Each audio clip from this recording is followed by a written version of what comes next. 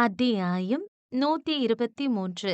அந்த நடுஹாலில் கூடியிருந்தார்கள் மாப்பிள்ளை வீட்டார்கள். பார்த்ததும் புரிந்து போனது அது பெண் பார்க்கும் படலம் என்று. என்ன செய்வதென்று தெரியாமல் அதிர்ந்து போய் நின்று கொண்டிருந்தாள் கனிமொழி. அடட, பொண்ணே வந்துருச்சு. இதோ என் பேத்தி கனிமொழி வந்துட்டா. சிங்கம் சிரித்த முகத்துடன் சொல்ல மாப்பிள்ளை வீட்டார் திரும்பி பார்த்தனர். ஆனால் பெண்ணவள் முகம்தான் வாடி போயிருந்தது. பொண்ணு நல்லா அழகா இருக்கா. மாப்பிள்ளை சிரித்த முகத்துடன் சொன்னார். என்ன பார்த்துட்டே நிக்கிறீங்க? சீக்கிரம் பொண்ணை கூட்டிட்டு போய் சேலை கட்டி கூட்டிட்டு வாங்க. அழகி மற்றும் மீனாட்சி கனியை அழைத்து கொண்டு சென்றார்கள். இவ்வளவு நேரம் தேக்கி வைத்திருந்த கண்ணீர் இப்பொழுது மடை திறந்த தண்ணீர் போல் பொங்கி வந்தது. அம்மா, என்னம்மா இதெல்லாம்?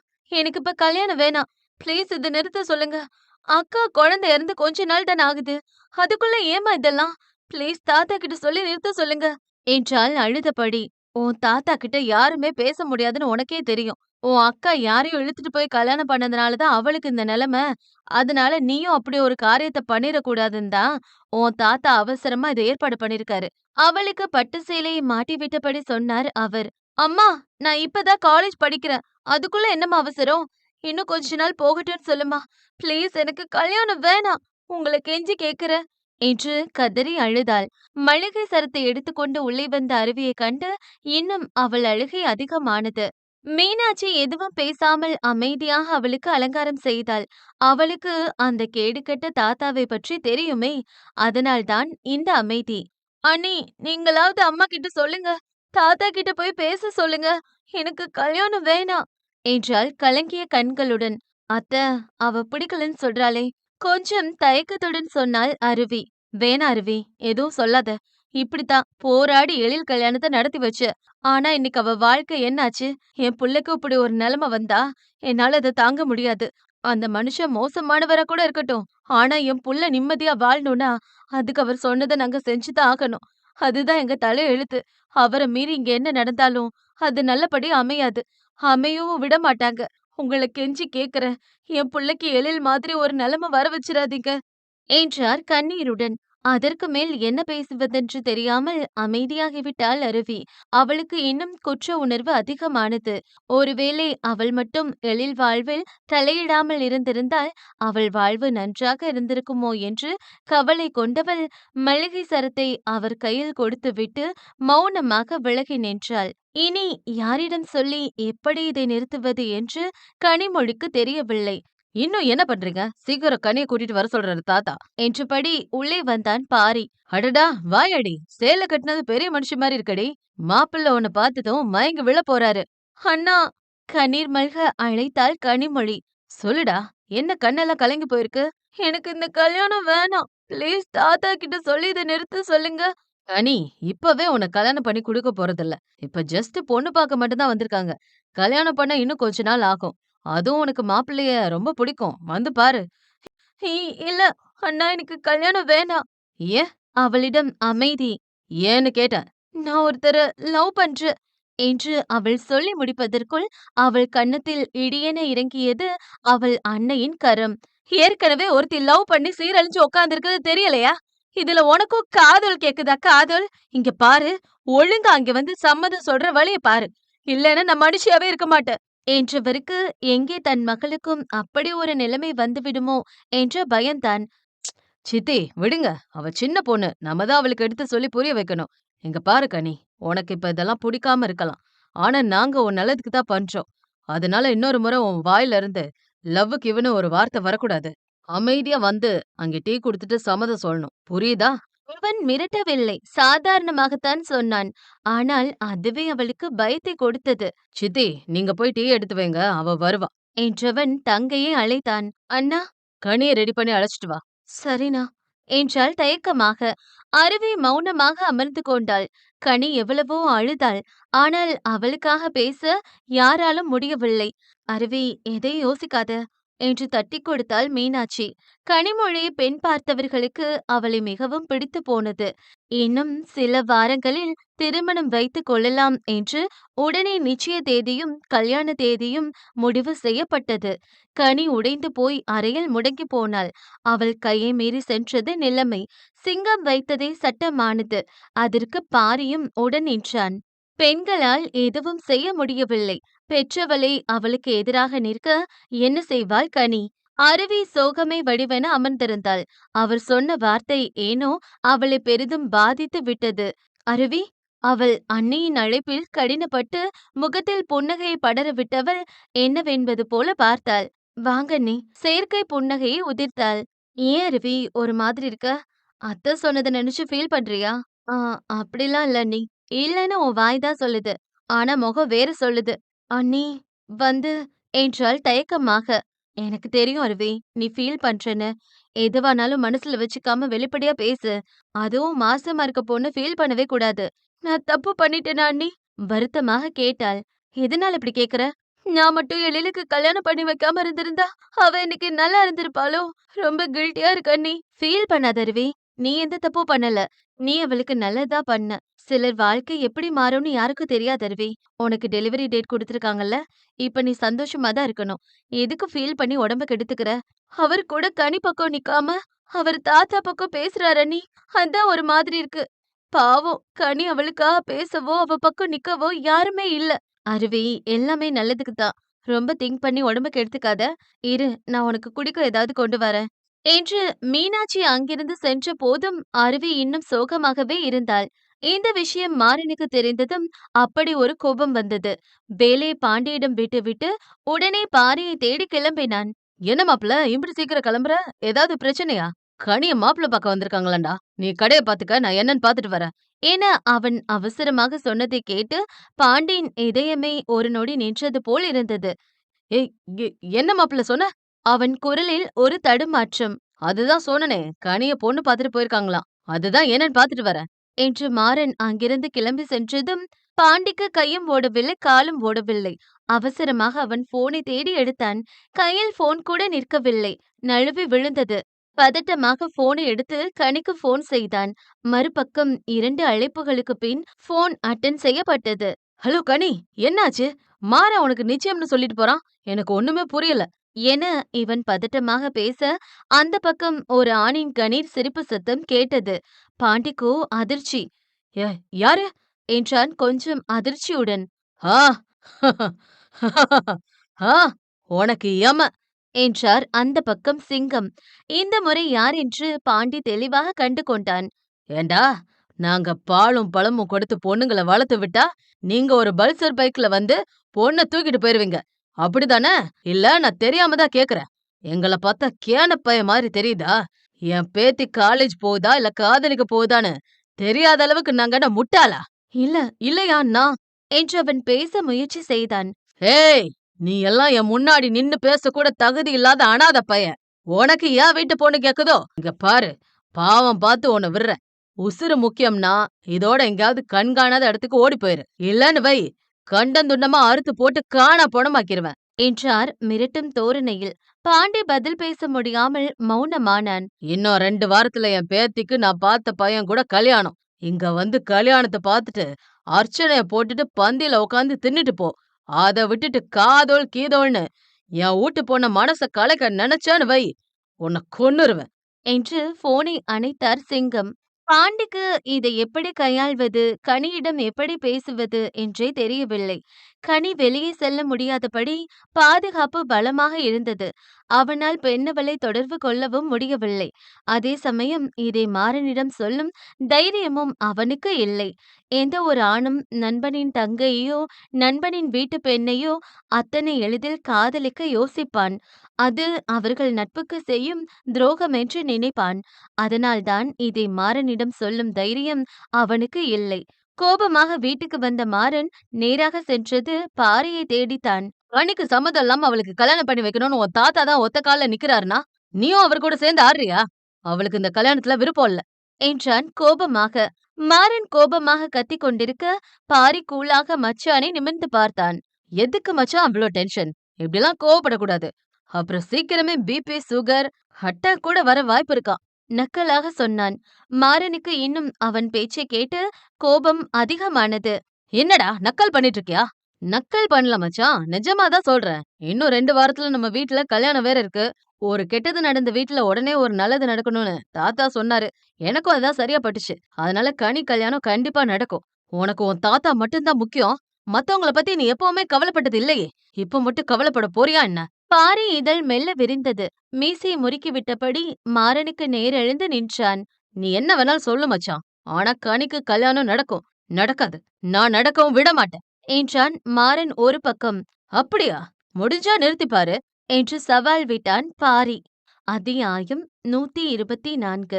விக்கி, டேவிட் மற்றும் கெவின் என மூவரும் தலைகீழாக தொங்கிக் கொண்டிருந்தார்கள். பக்கத்தில் 2 தடியர்கள் வேறு அவர்கள் தப்பிக்காமல் இருக்க பாதுகாப்புக்கு நின்றார்கள். டேய்! நான் எப்படி இருக்க வேண்டிய? டேய்! நான் எப்படி இருக்க வேண்டியவன்? என்ன இப்படி வந்து தொங்க விட்டுட்டியேடா! என் மேல உனக்கு தனிப்பட்ட கோவம் இருந்திருந்தா, அதுக்கு 4 அடி கூட அடிச்சிருக்கலாமேடா! ஆனா இப்படி தடியன்கிட்ட மாட்டி விட்டு, தலைகீழா தொங்க விட்டியேடா பாவி! என வாய் ஓயாமல் விக்கியை திட்டிக் கொண்டேதான் இருந்தான் டேவிட். நான் சத்தம் போடக்கூடாதுன்னு சொல்லியும் இந்த எருமை தான்டா தும்முனா. டேய்! நான் என்னடா பண்ணுவேன்? இயற்கையா வர்றத எப்படிடா நிறுத்த முடியும்? என்றான் கெவின் அப்பாவியாய். இவனுங்களுக்கும் எனக்கும் என்னடா சம்மந்தம்? பார்க்கவே பூதம் மாரி இருக்கானுங்க. இவனுங்க கூட கோர்த்து விட்டு ஏன்டா வேடிக்கை பார்க்கற? மச்சி! பாவமாய் அழைத்தான் கெவின். என்னடா? இல்ல, இங்க 5G நெட்வொர்க் கிடைக்கல. எங்க போனா கிடைக்கும்? தொர அப்படி யாருக்கு மெசேஜ் பண்ண போறீங்க? இல்லடா, எனக்கும் என் ஆளுக்கும் சண்டை. அவளுக்கு உம்மான்னு மெசேஜ் அனுப்பியிருந்தேன். அதான் சென்ட் ஆயிருமான்னு கேட்டேன். வந்ததே டேவிட்டுக்கு கடுப்பு. ஏன்டா மூதேவி! உயிர் இருக்குமா இல்லையான்னு டவுட்டா இருக்கு. இதுல தொரைக்கு 5G கிடைக்கலன்னு தான் பிரச்சனையோ? கொய்யால நான் செத்தாலும் பரவால்ல. ஆனா அதுக்கு முன்னாடி உன்ன போட்டு தள்ளிட்டு தான்டா சாவேன். இதுக்கெல்லாம் காரணம் இதோ இந்த வீணா போனவன் தான். ஏன்டா மாட்டிக்குவேன்னு தெரிஞ்சும் எதுக்குடா எங்களையும் சேர்த்து இழுத்துட்டு வந்த? ஆ? தனியா மாட்டிக்கிட்டா போர் அடிக்கும்ல. அதுக்கு தான். என்றான் பல்லை இளித்தபடி. ரொம்ப நல்ல எண்ணம். உன் கூட ஃப்ரெண்ட் ஆனதுக்கு பெருமைப்படுறேன்டா. Bro bro! என்று அந்த தடியன்களை அழைத்தான். என்ன? என்றான் அவன் கோபமாக. இல்ல, ரொம்ப நேரமா தலைகீழா தொங்குறதால குடல் வாய் வழியா வெளிய வர மாரி இருக்கு. கொஞ்சம் ரிலீஸ் பண்ணீங்கன்னா நல்லா இருக்கும்.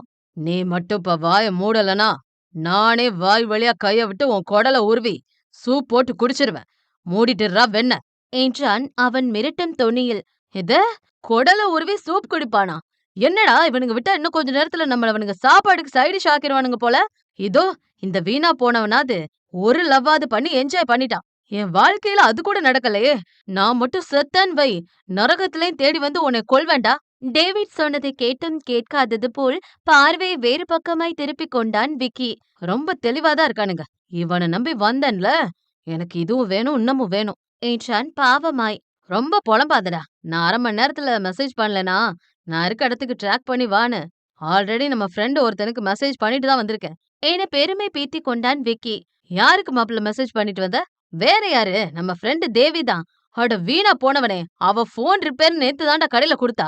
அது கூட தெரியாம அவளுக்கு மெசேஜ் அனுப்பி வச்சிருக்கு இந்த அரவேக்காடு. வாய்க்கு வந்தபடி திட்டினான். என்கிட்ட ஏன்டா நீங்க இத முன்னாடியே சொல்லல? ஆமா, நீ சொல்லிட்டு தானே கூட்டிட்டு வந்த பாரு. ஏதாவது பேசுனேன்னு வை, கெட்ட வார்த்தையில அசிங்க அசிங்கமா கேப்பேன். என்றான் கேவலமாக. சரி, நம்மள காணோம்னு கண்டிப்பா நம்ம வீட்ல இருந்து தேடுவாங்க. என்றான் நம்பிக்கையாக. ஆனால் அவனை அறியாத ஒன்று அவன் போனை எடுத்து அவர்கள் மெசேஜ் செய்தது போலவே சேந்தன் ஆட்கள் ஏற்கனவே தகவல் அனுப்பிவிட்டார்கள். ஒரு முக்கியமான வேலையாக நாங்கள் வெளியூர் செல்கிறோம் என்று. அன்று எக்ஸாம் ரிசல்ட் வந்தது. ஒவ்வொருவரும் அவர்கள் மார்க் எவ்வளவு என்று ஆர்வமாக தங்களின் போனில் மார்க்கை செக் பண்ணிக் கொண்டிருந்தார்கள். அப்பொழுது அவர்களே அதிர்ச்சியாகும் வகையில் கனி ஸ்டேட் ஃபர்ஸ்ட் வந்திருந்தாள். அத்தனை மீடியாவும் கனியை தேடி குவிந்தது. இத்தனை நாட்களாக அவளை கேவலமாக பார்த்தவர்கள் இன்று அவளை ஆச்சரியமாக பார்த்தார்கள். ஸ்டேட் ஃபர்ஸ்ட் வந்திருக்கீங்க, இதுக்கு யார் காரணம் நினைக்கிறீங்க? அத்தனை மீடியாவும் அவள் என்ன சொல்ல போகிறாள் என்று ஆர்வமாக எதிர்பார்த்தார்கள். கனி மைக்கை கையில் வாங்கினாள். எல்லாருக்கும் வணக்கம். நான் கனி. 12th எக்ஸாம்ல ஸ்டேட் ஃபர்ஸ்ட் வந்திருக்கேன். எல்லா பசங்களும் முதல்ல அவங்க பேரண்ட்ஸ், டீச்சர்ஸ் அண்ட் ஸ்கூல் தான் காரணம். அவங்க தான் எங்கள பூஸ்ட் பண்ணாங்கன்னு சொல்வாங்க. ஆனா நான் இங்க 2 பேருக்கு தேங்க்ஸ் சொல்லணும். ஃபர்ஸ்ட் தேங்க்ஸ் இந்த சமுதாயத்துக்கு. நீங்க எல்லாரும் கண்டிப்பா என்ன மறந்திருக்க மாட்டீங்க. சில மாசத்துக்கு முன்னாடி என்னோட நியூட் ஃபோட்டோ ரிலீஸ் ஆச்சு. அது நான் இல்ல. மார்ஃபிங் பண்ணி தான் போட்டாங்க. ஆனா அந்த ஃபோட்டோ வெளிய வந்தப்போ அத்தன பேரும் என்ன கேவலமா பார்த்தாங்க. என் காது படவே அசிங்கமா பேசுனாங்க. எனக்கு ரேட் என்னன்னு கேட்டாங்க. எவனோ ஒருத்தன் பண்ண தப்புக்கு நான் ஏன் இவ்ளோ கஷ்டத்தை அனுபவிக்கணும்? எந்த பொறுக்கியோ போட்ட ஃபோட்டோக்கு என் வாழ்க்கை ஏன் தலைகீழ மாறணும்? அப்ப முடிவு பண்ணேன். என்ன அசிங்கமா பேசுன இந்த சமுதாயம் முன்னாடி நான் சாதிச்சு காட்டணும்னு. அடுத்து நான் தேங்க்ஸ் சொல்ல வேண்டியது என் மீனாட்சி மிஸ்ஸுக்கு தான். இந்த படிப்பும் வேணாம், ஊரும் வேணான்னு இங்கருந்து போக முடிவு பண்ணபோது, அவங்க தான் எனக்காக நின்னாங்க. பொண்ணுக்கு படிப்பு அவசியம். நீ கண்டிப்பா படிக்கணும்னு சொன்னாங்க. அப்பதான் எனக்கும் அது சரின்னு பட்டுச்சு. படிச்சேன். எல்லாத்தையும் ஒதுக்கி வச்சுட்டு என் வாழ்க்கைக்காக படிச்சேன். இன்னைக்கு இங்க நிக்கிறேன். இத்தனை நாள் அவளை அசிங்கமாக பேசிய சமுதாயம் இப்பொழுது என்ன சொல்லும்? என்ன நடந்தாலும் முதல்ல ஒரு பொண்ணு தப்பு சொல்றதையும், அந்த பொண்ண மொத்தமா அடக்கி வீட்டுக்குள்ள பூட்டி வைக்கணும்னு நினைக்கிறதையும் மாத்திக்கோங்க. பொண்ணுங்க படிச்சாதான் அவ சந்ததியே நல்லா இருக்கும். பொண்ணுங்கள படிக்க வைங்க. அவளுக்கு உறுதுணையா இல்லைனாலும் உபத்திரவம் பண்ணாம இருங்க. உங்களுக்கு சீட் கொடுக்க எல்லா பிரைவேட் காலேஜும் காத்துட்டு இருக்கு. நீங்க என்ன படிக்க போறீங்க? எந்த காலேஜ்ல படிக்க போறீங்க? டாக்டர் தான் என் கனவு. அதனால நான் நீட் எக்ஸாம்க்கு படிச்சு டாக்டர் சீட் வாங்க போறேன். தேங்க்ஸ். என்று விலகி சென்றவளை ஒரு ஓரமாக நின்று கைதட்டி ரசித்து பார்த்தான் ஜீவன். அவனை அவள் மன்னிப்பாளா இல்லையா என்று அவனுக்கு தெரியாது. ஆனால் என்ன ஆனாலும் அவள் ஏற்றுக்கொள்ளாமல் போனாலும் அவள் உடன் நின்று அவள் கனவிற்கு உறுதுணையாக இருக்க வேண்டும் என்று முடிவு செய்தான் ஜீவன். இன்னும் 2 மாதத்தில் நீட் எக்ஸாம் இருந்தது. பாஸ் ஆவானா என்று அவனுக்கு தெரியாது. ஆனால் கனியுடன் இருக்க வேண்டுமெனில் அவனுக்கு இருக்கும் ஒரே வாய்ப்பு அதில் பாஸ் ஆக வேண்டும் என்பது மட்டுமே. கனி மட்டுமல்ல, ஜீவனும் நீட் எக்ஸாமிற்காக வெறித்தனமாக படித்தான். பாப்போம் 2 பேரும் பாஸ் ஆறாங்களா இல்லையான்னு. கல்யாண ஏற்பாடுகள் நெருங்கியது. விடிந்தால் கல்யாணம். ஆனால் மணப்பெண்ணின் முகத்தில் துளியும் சந்தோஷம் என்பதே இல்லை. பட்டு சேலை எடுத்தார்கள். தங்க நகை எடுத்தார்கள். ஆனால் கனிமொழி முகம் மலர்ந்து சிரிக்கவும் இல்லை, அதை ரசிக்கவும் இல்லை. கிட்டத்தட்ட அவளை அறையில் ஹவுஸ் அரெஸ்டாகத்தான் செய்து வைத்திருந்தார்கள். கண்களில் கண்ணீர் துளி அரும்பி நிற்க தன் அக்காவுக்கு சாப்பாடு ஊட்டிக் கொண்டிருந்தாள் கனிமொழி. எழில் ஏதோ பித்தப்பிரமை பிடித்தது போலவே இருந்தாள். அவள் யாரிடமும் இதுவரை பேசவும் இல்லை. அவள் அறையை விட்டு வெளியே வரவும் இல்லை. குயிலிதான் மகளுடன் இருந்து மகளை பார்த்து கொண்டார். அக்கா, அழுகையா வருதுக்கா. மனசுல ஒருத்தனை வச்சுக்கிட்டு இன்னொருத்தனுக்கு எப்படிக்கா வாக்குப்பட முடியும்? என்னால சத்தியமா முடியலக்கா. நான் லவ் பண்றேன்னு சொன்னா உன் வாழ்க்கை, உன் அக்கா வாழ்க்கை நாசமான மாதிரி உன் வாழ்க்கையும் ஆயிரும்னு யாருமே எனக்காக பேச மாட்டேங்கிறாங்கக்கா. இத்தனை பேர் என்ன சுத்தி இருந்தும் யாருமே எனக்காக இல்லாத மாதிரி தோணுதுக்கா என்றாள் சோகம் படர்ந்த முகத்துடன். எங்கோ வெறித்து பார்த்து கொண்டிருந்த எழில் மெல்ல தங்கையை திரும்பி பார்த்தாள். ஒரு 2 நொடி கனியை உற்று பார்த்தவள் பின் வழக்கம் போல் முகத்தை திருப்பிக் கொண்டாள். கனி, மீனாட்சியின் அழைப்பில் திடுக்கிட்டு திரும்பி பார்த்தவள் கையில் வைத்திருந்த சாப்பாடு தட்டை கூட கீழே விட்டு விட்டாள். "அ அக்கா" என்றாள் பரிதவிப்பாய். "இங்க வா." கனி அவளிடம் சென்றாள். "மாப்பிள்ளை பேசணுமா? இந்த பேசு" என்றாள். அவள் போனை வாங்க தயங்கினாள். கல்யாணத்தில் விருப்பம் இல்லாத போது அவனிடம் எப்படி பேசுவாள்? "உன்னை பேசுன்னு சொன்ன." அவள் மிரட்டலுடன் சொன்னாலும் பாசமாய்தான் தெரிந்தது. கைகள் நடுங்கியபடியே அந்த போனை வாங்கி காதில் வைத்தாள். மறுபக்கம் பேசியவனின் குரல் கேட்டு அவள் கண்கள் அந்த நொடியே கலங்கி போனது. பாண்டி என கலங்கிய கண்களுடன் சொன்னவள் அக்காவை திரும்பி பார்த்தாள். "சத்தம் போடாம பேசு, சீக்கிரம் பேசு. முக்கியமா உன் தாத்தா கண்ல மட்டும் பற்றாத" என்றாள் எச்சரிக்கும் தொனியில். சரி என்று தலையாட்டியவள் சற்று மறைவாக போய் நின்று கொண்டாள். இருவருக்கும் இடையே பலத்த அமைதியே நிலவியது. கிட்டத்தட்ட 2 வாரங்களாக இருவரும் பேசிக் கொள்ளவில்லை. கனி, அவன் குரலில் அத்தனை ஏக்கம், அத்தனை தவிப்பு, அதை பெண்ணவளாலும் உணர முடிந்தது. அவன் குரலை கேட்ட நொடி கனி தேம்பி தேம்பி அழுதாள். அழாத ப்ளீஸ் அழாத. எனக்கும் அழுக வருது. என்றவனின் குரலும் அழுவது போல்தான் இருந்தது. ஏனோ அவன் அழுது விடுவானோ என்று எண்ணியவள் உடனே கண்ணை துடைத்தாள். "நீ அழுவாத ப்ளீஸ் பாண்டி." அப்போ நீயும் அழுவாதடி. நீ அழுதா என்னால தாங்க முடியாது. "சரி, நான் அழல." நீ எதுக்கும் கவலைப்படாத. நிச்சயமா நாளைக்கு இந்த கல்யாணம் நடக்காது. நான் எப்படியாவது இந்த கல்யாணத்த நிறுத்திடுவேன். நான் கட்டுற தாலி தான் உன் கழுத்துல ஏறும். என்றான் அவளுக்கு நம்பிக்கை ஊட்டி. அவன் சொன்னது நடக்குமா என்று தெரியாது. ஆனால் அந்த வார்த்தை அவளுக்கு அத்தனை ஆறுதலாக இருந்தது. "ஆனா என் தாத்தாவையும் அண்ணனையும் மீறி உன்னால என்ன பண்ண முடியும்? என்ன செய்ய போற?" எனக்கு அதெல்லாம் தெரியாது. ஆனா உன்ன நான் யாருக்கும் விட்டுக் குடுக்க மாட்டேன். இந்த ஜென்மத்துல எனக்கு வாழ்க்கைன்னு ஒண்ணு இருந்தா, அது உன் கூட தான். நீ பயப்படாம அழாம இருடி. நான் வருவேன். "எனக்கு பயமா இருக்குடா." குரல் நடுங்க சொன்னாள். நீ என்ன நம்புறதானே? அவள் "ஆமா" என்றாள். அப்ப நான் வருவேன். மறுபடியும் சொல்றேன். உன் கழுத்துல ஏறுற தாலி நான் கட்டுறது தான். அவள் சந்தோஷமாய் சரி என்று தலையாட்டினாள். அதே சமயம் இங்க என்ன பண்ற? என்ற சிங்கத்தின் குரலைக் கேட்டு பெண்ணவள் விழி அதிர்ச்சியுடன் விரிந்தது. சிங்கம் அவள் முதுகுக்கு பின்னே தான் நின்றார். பெண்ணவள் கையில் மீனாட்சியின் போன் இருந்தது. இப்போது போனுடன் மட்டும் அவள் மாட்டிக்கொண்டால் அவளுக்கு மட்டுமல்ல, அந்த போனை அவள் கையில் கொடுத்த மீனாட்சிக்கும் பிரச்சனைதான். என்ன செய்வதென்று தெரியாமல் யோசித்தவள் ஒரு முடிவுடன் பக்கத்தில் இருந்த சாக்கடைக்குள் மீனாட்சியின் போனை தூக்கி வீசிவிட்டாள். சிங்கம் அவள் அருகே வந்து விசாரித்தார். இங்க என்ன பண்ற? "அ அது காத்து வரல. அதான் காத்து வாங்க வந்த தாத்தா" என்று வாய்க்கு வந்ததை சொன்னாள். சிங்கம் அவளை நம்ப மறுத்து அவள் பக்கத்தில் ஏதாவது போன் இருக்கிறதா என்று செக் பண்ணி பார்த்தார். அவள்தான் போனை சாக்கடைக்குள் தூக்கி வீசிவிட்டாளே, பின் எப்படி அங்கு போன் இருக்கும்? விடிஞ்சா கல்யாணம். அது வரைக்கும் ஒழுக்கமா இருந்த தாத்தா பேர காப்பாத்தணும். நம்ம குடும்ப மானத்த வாங்கிரக் கூடாது. புரியுதா? அவள் தலையை கோதி கொடுத்தபடி சொன்னாலும் அவர் வார்த்தையில் ஒரு கர்ஜனை இருந்தது. அதை கூட புரிந்து கொள்ள முடியாத முட்டாளா என்ன அவள்? பயத்தில் பெண்ணவள் தலை நாலா பக்கமும் ஆடியது. ஆ, ரூமுக்கு போ. என்று சிங்கம் அங்கிருந்து சென்றதும் தான் தாமதம். மீனாட்சி வேகமாக உள்ளே ஓடி வந்தாள். எங்கே அவள் மாட்டிக்கொண்டாளோ என்ற பயத்தில். "கனி, உனக்கு ஒண்ணும் இல்லையே?" நான் பயந்தே போயிட்டேன். "இல்லக்கா, எனக்கு ஒண்ணும் இல்ல."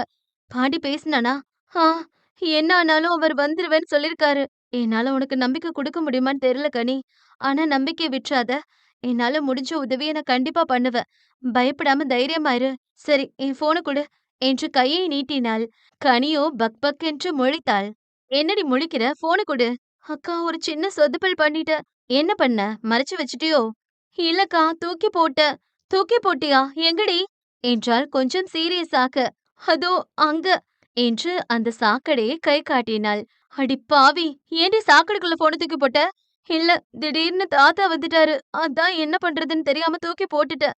மாட்டுனா என் கூட சேர்ந்து நீங்களும் மாட்டிப்பீங்கல்ல, அதான்" என்றாள் தயக்கமாக. "உனக்கு ஹெல்ப் பண்ண வந்ததுக்கு சிறப்பா பண்ணிட்டடி." "சாரிக்கா." "சரி விடு, பரவால்ல. அது உன் மாமா ஃபோன் தான்" என்று சிரித்தாள் மீனாட்சி. "ஐயையோ! மாமா ஃபோனா? அவரு கோச்சுக்க மாட்டாரா?" "அத நான் பாத்துக்கிறேன். நீ போய் ரெஸ்ட் எடு. நாளைக்கு கல்யாணம் அப்போ ஃபேஸ் ஃப்ரெஷ்ஷா இருக்கணும்ல" என்று வெளியே வந்தாள். அங்கே அறையில் ஃபோனை காணாமல் தேடிக் கொண்டிருந்தான் மாறன். பாவம், அவன் ஃபோன் சாக்கடைக்குள் ரெஸ்ட் எடுப்பது அவனுக்கு தெரியாதல்லவே.